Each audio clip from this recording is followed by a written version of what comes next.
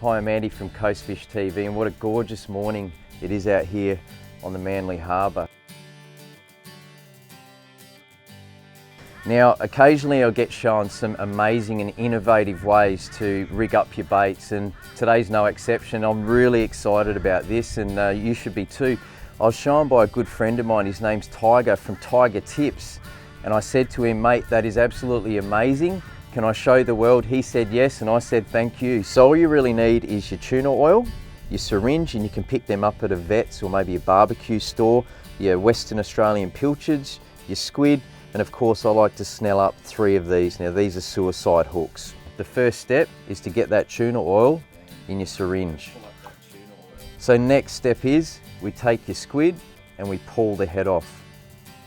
Simple as that. Now there's a backbone in here as well, so we'll just take that out too. There it is. Now next step is, all we do is just inject a little bit of it into the squid. So there's your tuna oil inside that squid tube. Next step is we place that pilchard inside the tube.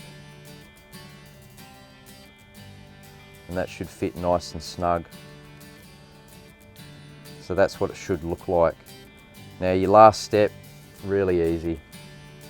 All we want to do is get these hooks in. So your first one is right down the back. Your second one, about halfway down.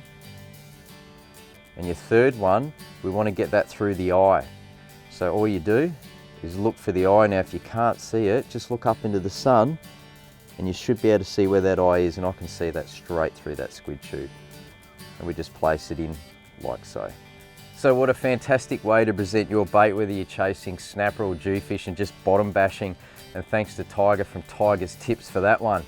Now of course I want to thank you guys, and that's for helping us get into the top 20 on Fish Flicks. And if you haven't voted, make sure you hit the link down in the description, shoot us a vote, like this video, subscribe to CoastFishTV.